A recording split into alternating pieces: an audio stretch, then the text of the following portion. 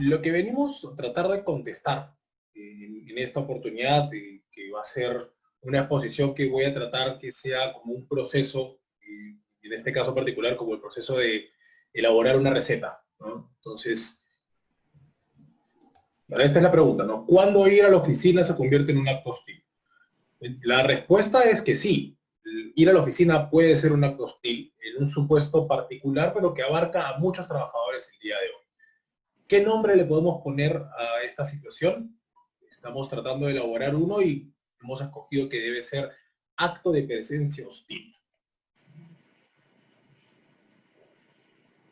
Ok, ¿qué es un acto de presencia hostil? Es el resultado que obtenemos de mezclar de cierta manera tres ingredientes. ¿Qué ingredientes? El COVID-19, la economía informal y precaria del Perú y el trabajo remoto o teletrabajo. Estos tres ingredientes por separado no generan una hostilización laboral de ninguna manera, si es que está separado.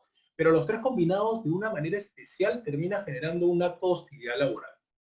Vamos a empezar explicando los ingredientes para luego aterrizar el concepto de hostilidad laboral presencial, ¿no? Y poco a poco vamos a llegar a la conclusión. El COVID-19 a estas alturas ya prácticamente todos tenemos una idea muy clara de qué es lo que es. Según la Organización Mundial de la Salud, y durante los más de 100 días que llevamos de cuarentena, es una pandemia infecciosa por parte de la familia del coronavirus y que tiene consecuencias letales. Tal como dice la lámina, se propaga principalmente de persona a persona a través de gotículas que salen despedidas de la nariz y la boca al momento en el cual una persona infectada tose, estornuda o habla. Eso es en cuestiones muy amplias y generales. También es posible contagiarse cuando una de estas gotículas cae en algún objeto con el cual una persona haya tenido contacto en su momento y luego se tocan ojos, nariz y boca. Esto es un concepto que ya todos manejamos, ¿no? Entonces, teniendo esto en cuenta, resulta evidente que los lugares con aglomeración de personas, ¿no? Sea el transporte público, sea un supermercado, sea un mercado, sea un centro comercial, todos presentan un riesgo latente de contagio, ¿no? Entonces, resulta también evidente que un centro de trabajo, sin importar la cantidad la cantidad no, los lineamientos generales y los protocolos sectoriales que se puedan implementar, que se tienen que implementar, siempre va a existir un potencial riesgo. Entonces, cualquier trabajador que tenga que trasladarse para asistir a su centro de trabajo puede contagiarse de COVID. Ahora estamos en lo que es la etapa del aislamiento social. Esto es una mezcla de las dos cosas, ¿ok? En más de 100 días de cuarentena, todos hemos visto la evolución del aislamiento social en nuestro país. Primero, la gran mayoría, mayoritariamente, ¿no? Casi en general, acataba el aislamiento social entre el día 16 de marzo y más o menos 40 días, 30 días. Se presentaban las detenciones en los noticieros, la población se indignaba, se reprendía a los infractores y las calles parecían prácticamente una película de terror. Yo me acuerdo de esa época uno salía y no veías autos, martes a las 10 de la mañana, policías y las Fuerzas Armadas interviniendo, todo bastante, un shock bastante importante visual, ¿no? Como experiencia. Luego el rango entre 40 y 60 días, ya la cantidad de personas en la calle luchando por sobrevivir ya se podía apreciar. Estas son las personas que viven en este momento en dos situaciones extremas. Han venido padeciendo, forman parte del sector informal y ahora a eso se le sumaba el COVID-19, las piedras palos, por así decirlo. Entonces, estas personas a partir del día 40 comienzan a arriesgarse a ser contagiados saliendo a la calle porque, a pesar de lo que dice la norma, se exponen al contagio del COVID y potencian la propagación del virus. Por más sorpresa, indignación o impotencia que esto nos pueda causar o nos haya causado. Estas personas son las que viven del día a día, las que salen a vender cualquier producto que comercializan, la persona que está en la esquina, la persona que vende artículos en el semáforo. Esas son las personas, ¿no? Las que estamos considerando dentro de esta población de economía informal. Como ellos bien decían, o se popularizó de alguna forma la frase, prefiero morir de coronavirus antes que morir de hambre. Estas personas no tienen autorización para funcionar, son el sector informal. Entonces vemos que una vez más, en esta situación, esta gente, este sector de la población, la realidad supera el derecho. Y las disposiciones del gobierno son prácticamente inaplicables, lo cual resulta muy difícil de juzgar. Entonces, ¿de qué estamos hablando? De la economía informal. Y también, a su vez, de la economía precaria. Todo esto va a tener sentido una vez que estos ingredientes comiencen a mezclarse. Como dice la diapositiva, el 96.2% de las empresas formales son microempresas, las casi 2 millones que hay registradas. Vemos también que en el PBI, el sector informal representa casi el 20%. Pero sin embargo, cuando vemos al otro lado, en el empleo, representa poco menos del 60%. Entonces, ¿de qué estamos hablando? Estamos hablando de que el 20% de la economía del PBI emplea al 60% en el sector informal. ¿Por qué es importante? Es importante esto porque es el sector que no va a verse afectado por el acto presencial hostil. ¿Por qué? Porque el informal no tiene un jefe. Entonces, el acto de hostilidad lo ejerce en un exceso de potestad de dirección un jefe. Entonces, no es aplicable para este grupo. Ahora, si volteamos y vemos las empresas formales, que son las microempresas, difícilmente se puede ver en ese aspecto, en ese ámbito también, un acto de hostilidad, porque se entiende que muchas de estas microempresas, menos de 10 trabajadores, los trabajadores realizan funciones manuales. Entonces, no es el escenario al cual estamos nosotros apuntando que existe el acto de presencial hostil. Entonces, tanto en el sector informal como en el sector de la economía precaria, podemos entender que existe una situación en la cual hay una exposición al coronavirus, ¿no? Entonces, de ahí llegamos al trabajo remoto o teletrabajo, ¿no? Aquí es donde vamos a tener una situación bien, hay que tener ciertos matices.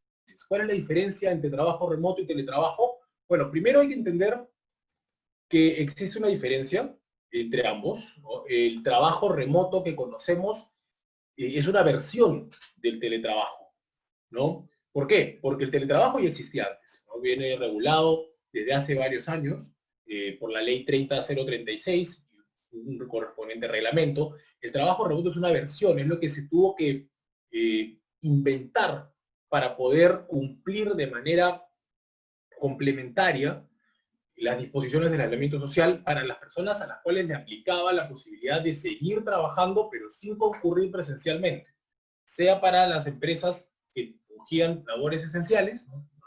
Las empresas y las actividades esenciales, y las que no. Se ha seguido manteniendo funciones y dentro de alguna manera las empresas que podían seguir haciéndolo de manera remota, ¿no?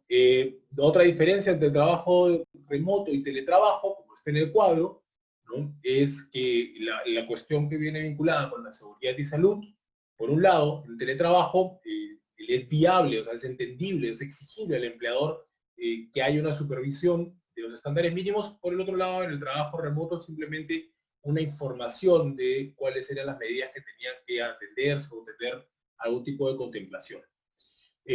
La diferencia económica más importante es que el teletrabajo señala que hay una necesidad o una obligación de parte del empleador de asumir o subvencionar los gastos de luz, internet y demás condiciones que requiere el trabajador. En el trabajo remoto simplemente se omite esa situación, ¿no?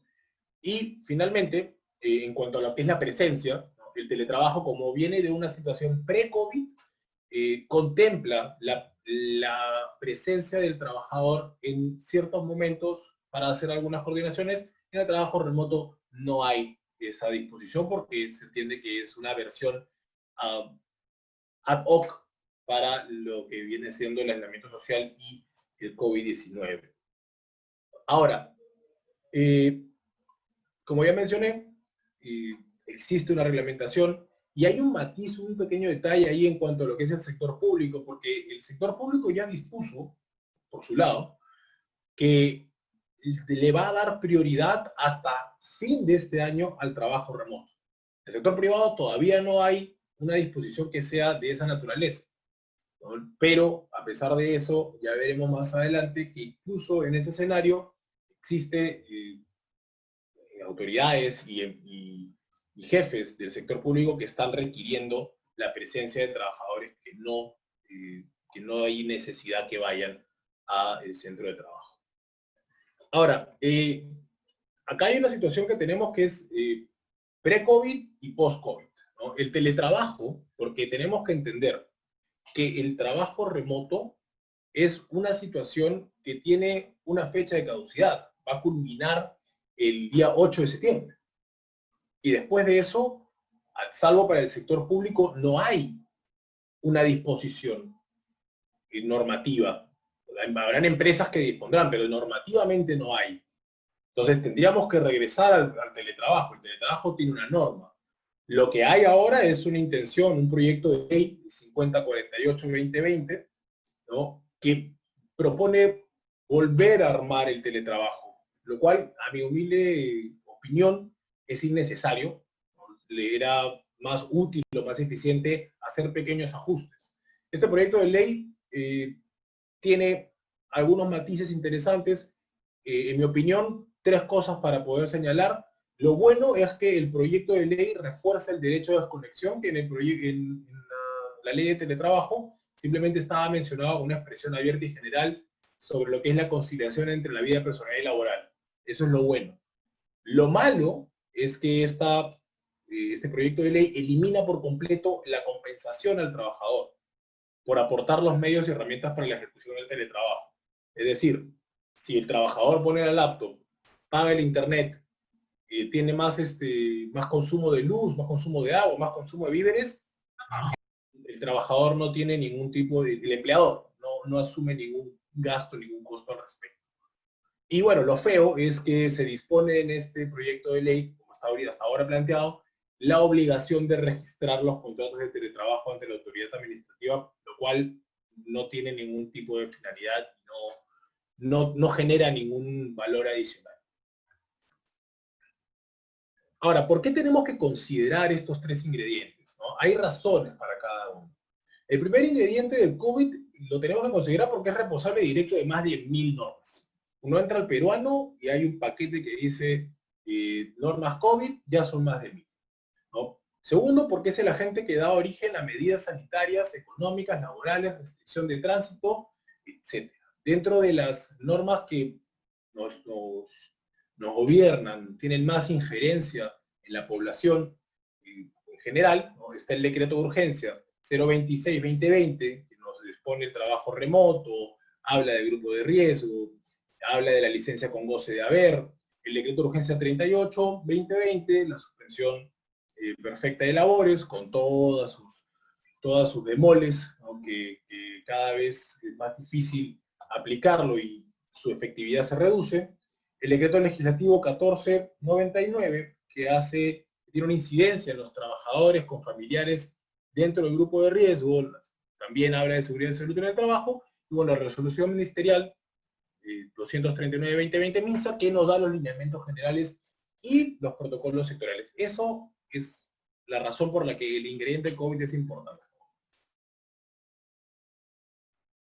¿Por qué es importante el ingrediente de economía informal y precaria? Porque eso nos permite descartar, sacar de nuestro universo dónde es que se va a plasmar el acto presencial hostil. ¿Ok? En el informal es difícil que haya un acto de hostilidad porque los mismos son materializados por un empleador, incluso, ¿no? Incluso dentro de una relación laboral desnaturalizada. ¿Por qué incluso? Porque dentro de una relación laboral desnaturalizada hay pasos previos para poder acreditar un acto de hostilidad, porque primero tiene que determinarse. Sí, una acción judicial podría incluir todo, pero es un caso muy particular. En cuanto a lo que es la economía precaria, también nos sirve para descartar porque esa manifestación económica tiene una mayor incidencia en labores manuales. Bueno, el trabajo remoto finalmente tiene incidencia porque esta es la forma en la que se tiene que mantener. Las personas que han venido trabajando, prestando sus servicios de manera remota, tienen que mantenerse de esta forma. Y tienen que mantenerse siguiendo el ejemplo de lo que se ha dispuesto para el sector público hasta fin de año, ¿no? ¿Hay razones para esto? Sí, hay razones. Más adelante en el desarrollo de la receta vamos a ver ¿A qué se debe esta situación? ¿Y por qué hay una resistencia histórica?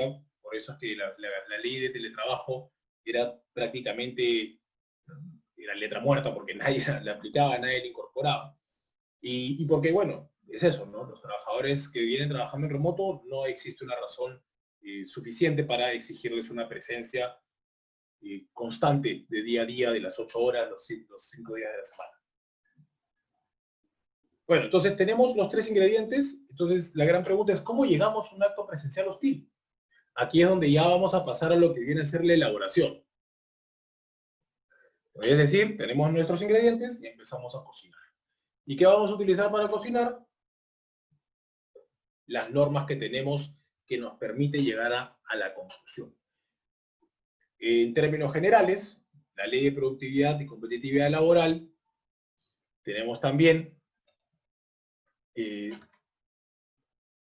la Ley de Seguridad y Salud en el Trabajo, el Protocolo de Fiscalización del COVID-19, el COVID-19, la Resolución 239-2020 del Ministerio de Salud, los protocolos sectoriales y otras normas vinculadas con el trabajo presencial.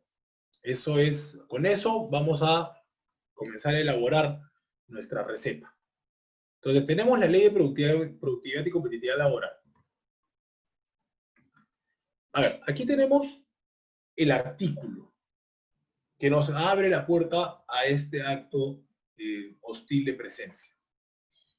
Ustedes pueden ver que el artículo 30 dispone con mucha claridad que un acto de hostilidad equiparable al despido es en el inciso de inobservancia de medidas de higiene y seguridad que puedan afectar o poner en riesgo la vida y salud del trabajador. Y después, al final, en el último párrafo, tenemos el procedimiento. ¿Qué es lo que debe hacer el trabajador cuando se presenta una situación de un acto hostil? Ahora, ¿qué es un acto hostil? Para empezar, ¿no? Según Jorge Toyama, ¿no?, reconocido laboralista, los actos de hostilidad son aquellos supuestos en los cuales el empleador se excede en sus facultades de dirección y por lo tanto pueden ser de alguna forma controlados por los trabajadores. Esto no solamente es una cuestión doctrinaria, la Casación Laboral 1083-2014 ICA del 2016 también define el acto de hostilidad y lo hace de esta forma. Dice, el acto de hostilidad se produce en el momento en el que el empleador, con un determinado accionar, ocasiona al trabajador algún perjuicio previsto en la norma pertinente. En términos generales, se considera como acto de hostilidad a aquellas conductas del empleador que implican el incumplimiento de sus obligaciones derivadas del contrato de trabajo y que puedan dar lugar a su extinción. Entonces vemos, si vamos al inciso de, hay dos partes bien claras, ¿no? La primera parte que habla de la inobservancia de las medidas de higiene y seguridad. Respecto a esta primera parte, de supuesto, tenemos que las medidas de higiene y seguridad son elementos que aseguran el bienestar del trabajador y están destinados a prevenir accidentes laborales, proteger la salud del trabajador y motivar el cuidado de la infraestructura y herramientas de trabajo, incluyendo aquellos que resultan de uso compartido, como son las herramientas y materiales con los que los individuos desarrollan su jornada laboral. De acuerdo a la situación de pandemia en la que nos encontramos, en la que se declara el aislamiento social obligatorio, resulta obvio que una medida de seguridad para evitar y contraer y propagar el virus del COVID-19 fue que todo el mundo se quede en casa. Se convirtió en un hashtag. Yo me quedo en casa, ¿no? Y el yo me quedo en casa incluye ir, yo no voy al centro de trabajo si es que lo puedo evitar, ¿no? Todas las medidas del gobierno, incluyendo la emergencia nacional sanitaria, el aislamiento social obligatorio, la restricción a la libertad de tránsito, ¿no?, ha sido para evitar esto, ¿no?, lo cual reafirma que esta es una medida de seguridad, es quedarse en casa. Entonces, si a uno le dicen, vente al trabajo, está incumpliendo una medida de seguridad. Eso es lo que estaría haciendo el trabajador. No hay en el sector privado aún, como si lo podemos apreciar, como lo mencioné, en el sector público, algo positivizado que genere la obligación o el deber. Hay una recomendación, hay una intención, hay un analicemos y veamos si es que tiene o no tiene que venir, pero el derecho no se limita a eso, y sobre todo el derecho laboral, ¿no? Eh, Consideramos que se trata de una observancia a medida de seguridad, el ir a requerir la presencia del trabajador, que esa parte de ese inciso estaría afectada. Ahora, la segunda parte, que pueda afectar o poner en riesgo la vida y la salud del trabajador.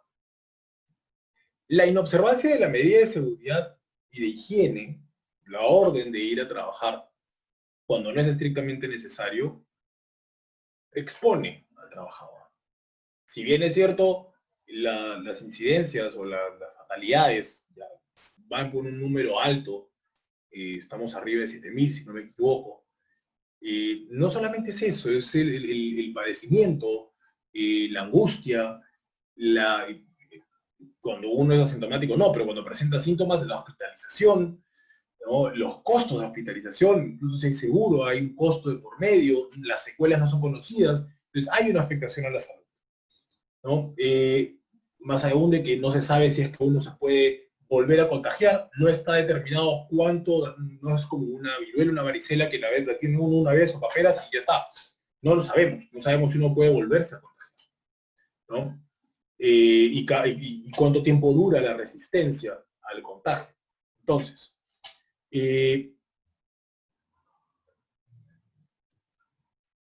esa es la conclusión en ese extremo, ¿no? El hecho de salir de la casa ya expone y se incrementa al momento de compartir espacios en el bus, en el tren, en el metropolitano, en la oficina.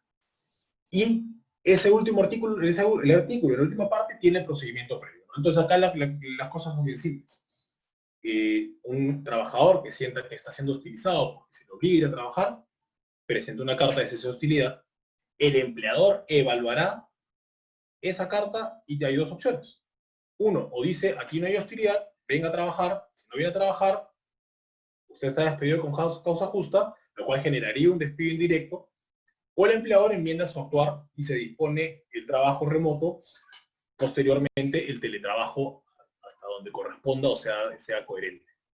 Ahora, ¿qué más tenemos? Tenemos la Ley de Seguridad y Salud en el Trabajo.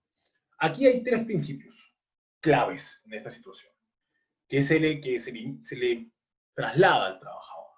El principio de prevención, que engloba el empleador es responsable de todos, de la salud y seguridad de todos, trabajadores, visitantes, contratistas, cualquier persona que esté en el centro de labores, es responsabilidad del trabajador, del empleador, el dar un centro, un lugar que sea seguro para la salud. Ahora, si bien es cierto, dice salud laboral, ¿no? Eso creo que no es limitante en ese sentido. Luego tenemos el principio de responsabilidad, porque el empleador asume las implicancias económicas, legales y cualquier otra índole por un accidente o enfermedad que sufre el trabajador en el desempeño de sus funciones. Hay gente que está planteando que incluso el trabajador sería responsable, ojo, hay un proyecto de ley también en ese sentido, que sería responsable el trabajador, incluso si el empleado sería responsable, incluso si el trabajador contrae coronavirus en trabajo remoto. Eso ya me parece que es un exceso. Pero hacerlo a trabajar que se contagie, de todas maneras. Ahora, por último, el principio de protección. Los trabajadores tienen derecho que el Estado y los empleadores aseguren condiciones de trabajo dignas que les garanticen un estado de vida saludable, física, mental y socialmente, de forma continua, ¿no?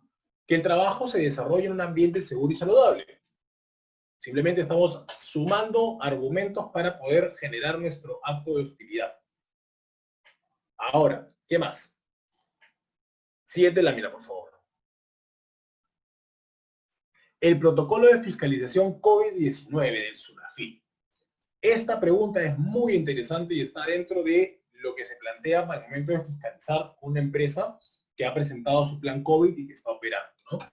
¿Se ha evaluado para reincorporación la posibilidad de realizar trabajo remoto como primera opción? Ya con eso, si no se justifica razonablemente la presencia de una persona que ha estado haciendo trabajo remoto, un argumento más por ese lado.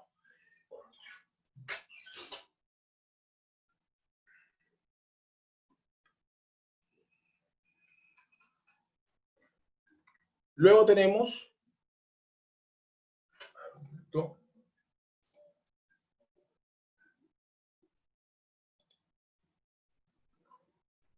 ok,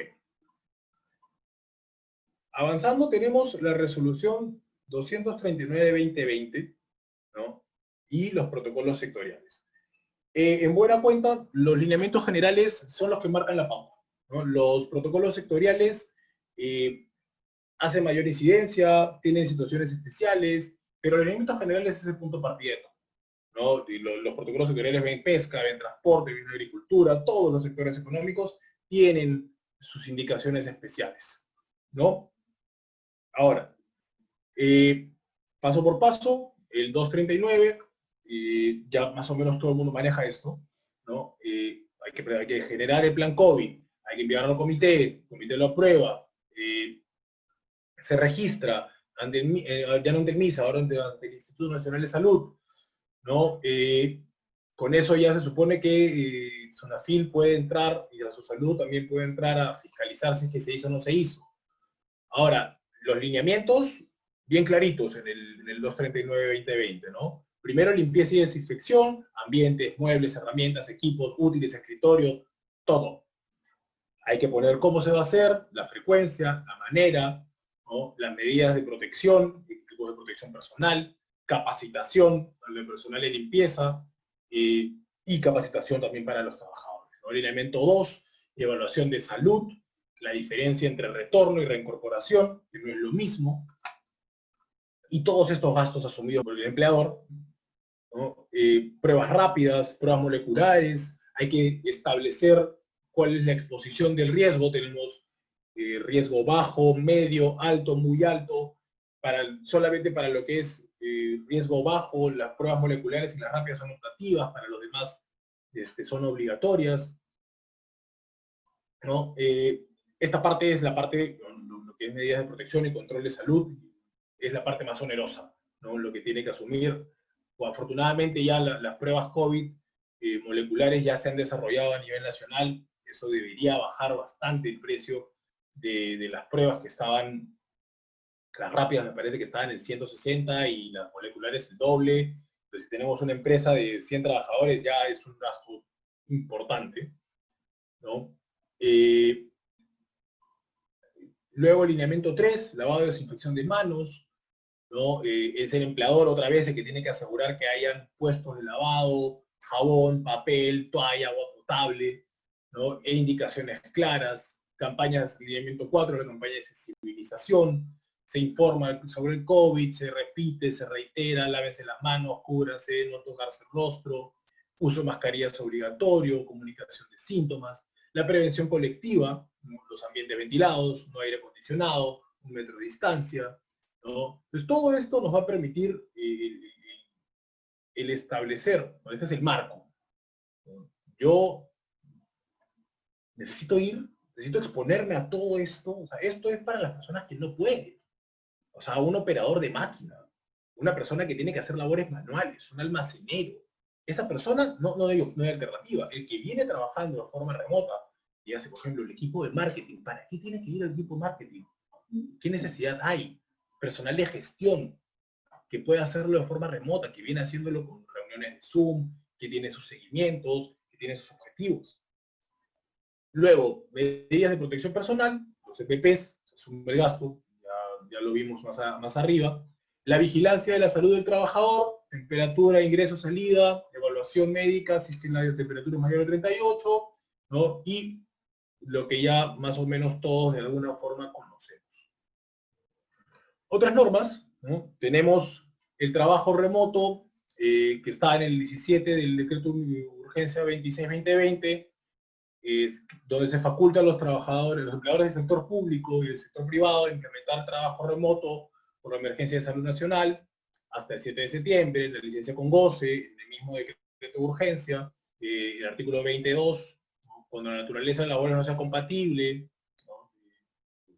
Con el trabajo remoto, licencia con goce, principios del 7 de septiembre, ¿no? Las medidas para atención de trabajadores a cargo de familiares con COVID o que se encuentren en el grupo de riesgo, ¿no? Eso también, ¿por qué lo menciono? Lo menciono porque estas son personas que están excluidas, pues, ¿no? Personas que tienen la protección. Yo tengo un familiar que está en grupo de riesgo, yo tengo que hacer trabajo remoto. Yo estoy en grupo de riesgo, tengo que hacer trabajo remoto. ¿No? Vamos descartando de alguna manera, pero no es poca la cantidad de personas que se quedan expuestas a este acto de presencia hostil. Luego tenemos las personas con discapacidad, que también se prioriza el acceso al trabajo remoto en este grupo vulnerable, y la misma fórmula de siempre, si no es compatible, pues se otorga licencia con goce. Estas medidas incluso alcanzan a los familiares hasta cuarto grado de consanguinidad, segundo afinidad, que tengan bajo su cuidado una persona con discapacidad, con diagnóstico de COVID o con discapacidad del grupo de riesgo, ¿no? Y bueno, finalmente los adultos mayores, el artículo 1, 10.1 y 3 del decreto legislativo 1474, los adultos mayores se les prioriza el trabajo remoto público-privado porque no sea compatible, licencia con goce, una vez más. Y en el sector privado las medidas reguladas por esta norma son 26, 38, 2020, el decreto supremo 1111, ¿no? Y, a ver, llegó la parte anterior. Ya tenemos la elaboración. Ya estamos en la parte de la sal y pimienta. ¿Qué pasa? Hay un viejo aforismo, lema, dicho que dice, el ojo del amo engorda el caballo. Y es necesario que ahora, 2020, nos vayamos alejando de esta forma de pensar como empleadores porque nos va a generar contingencias ahora y nos va a quitar algún tipo de ventaja a futuro. Tenemos que pasar del marcado de tarjeta a la realización de objetivos, a ver que la calidad de vida genera un mejor desempeño en los trabajadores, porque la tecnología que hemos usado ya estaba presente antes del coronavirus y nos hemos visto forzados a usarla en el coronavirus porque no había otra, ¿no? En charlas que se ha podido, en las que he podido participar, que hablaban sobre cómo se está implementando la justicia remota en Estados Unidos, el presidente de la Corte Suprema de Massachusetts decía, bueno, es lo que hay, pero queda claro que en adelante va a haber una fórmula mixta, o sea, va a haber la necesidad de mezclar las cosas, de cuidar a la gente hasta que haya una vacuna, ¿no? De no exponer innecesariamente a las personas, y todo el mundo se adapta. Estos son los grandes momentos que permiten esto, ¿no? El derecho a la desconexión también, ¿no? El derecho a la desconexión está ahora en este proyecto de ley, es importante, porque muchas personas han visto ahora que esto del ojo del amo del gordo al caballo lo puede hacer hasta remoto el jefe, porque alguien que entraba a trabajar a las 9 y se iba a las 6, pues ahora hasta las 9 va, hasta las 10 va y sigue recibiendo llamadas. Entonces, es un nuevo paradigma, sobre todo cuando tenemos la posibilidad de medir la productividad, que hay indicadores que pueden establecer el rendimiento de forma remota, ¿no? Y creo que a nadie le gusta pasar tiempo en transporte público, someterse al tráfico. Entonces, vamos a irnos orientando hacia allá. Ahora, ¿de dónde sale esto? ¿De dónde, por qué es la resistencia? ¿No? Y la economía colaborativa, bueno, son las nuevas modalidades. Economía colaborativa son las nuevas modalidades que tenemos ahora de prestación de servicios, ¿no? Economía colaborativa es el Uber versus el taxi que se registraba, que sacaba una autorización, el Uber que no, el mercado que dice esto es más barato, el carro es más bonito, no es un taxi amarillo, ¿no? Rappi, Globo, que presta servicios, esas personas tienen una relación laboral, yo pensaría que no tienen una relación laboral tradicional, pero hay una relación laboral que tenemos que ver cómo hacemos para aterrizarla, es otra cosa.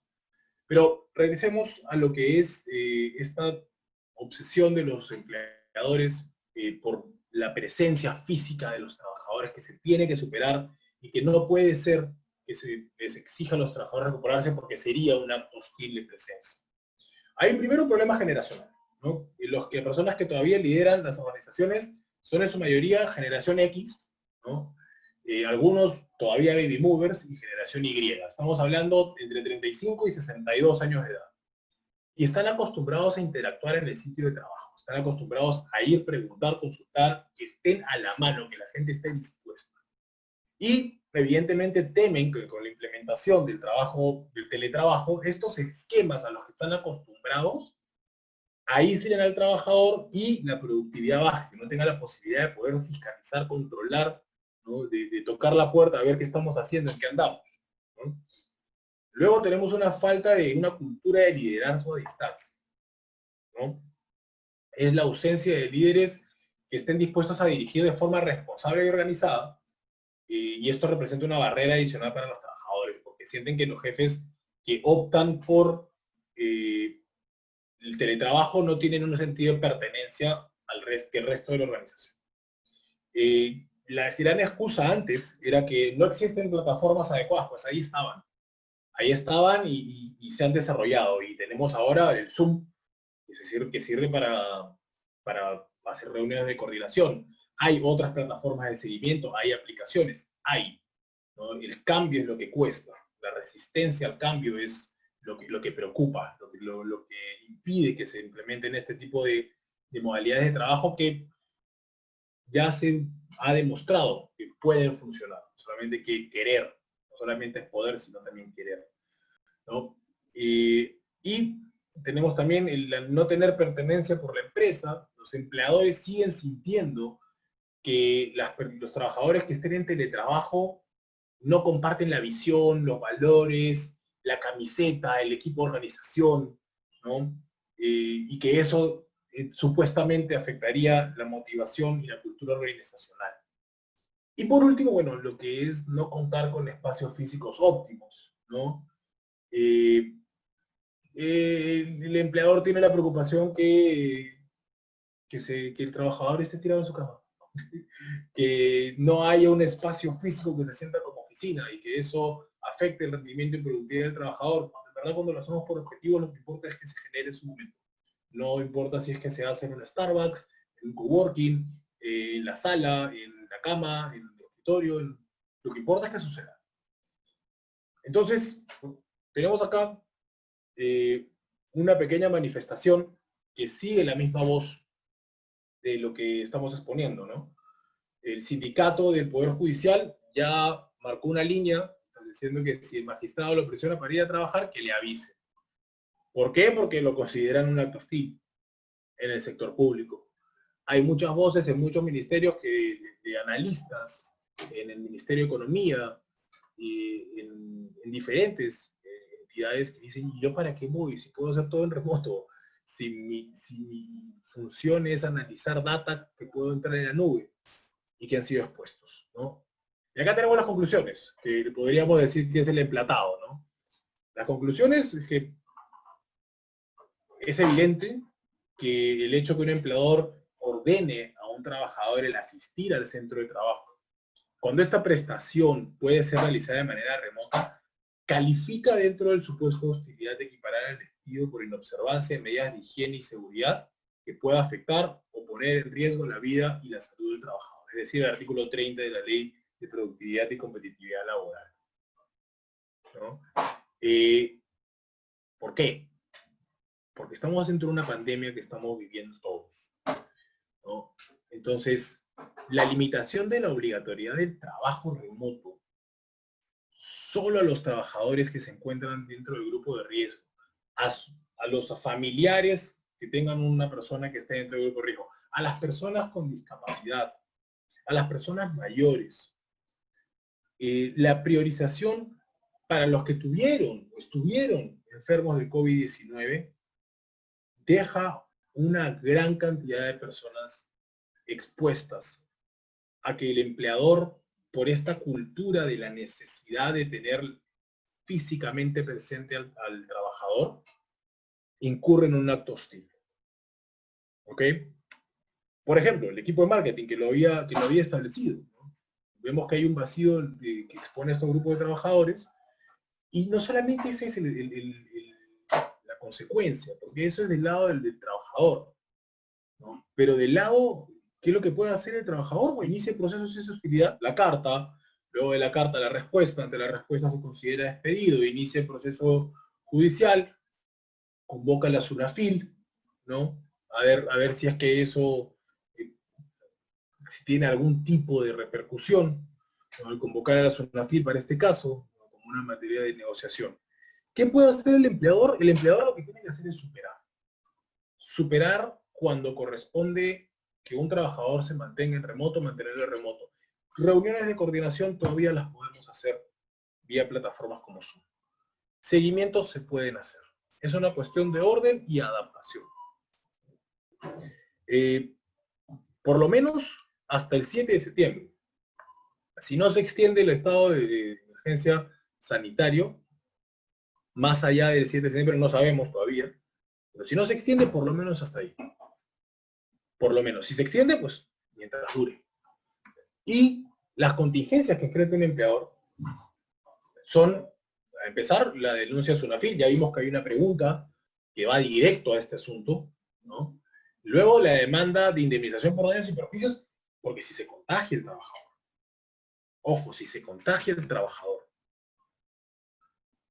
la responsabilidad va a ser bien difícil de exonerarse como empleador de la responsabilidad civil del contagio de esta persona. Muy complicado. Y finalmente va a tener que también asumir la contingencia de una demanda de indemnización por despido indirecto si es que ante la carta de cese de hostilidad no hay un cambio de actitud y se insiste. Entonces, ya hemos hecho todo el recorrido, los ingredientes, elaboración, sal y pimienta, un poco de adorno, ¿no? Y tenemos nuestro plato servido con las conclusiones. Espero que haya sido bastante didáctico, que hayan podido seguir la explicación y les agradezco mucho la atención.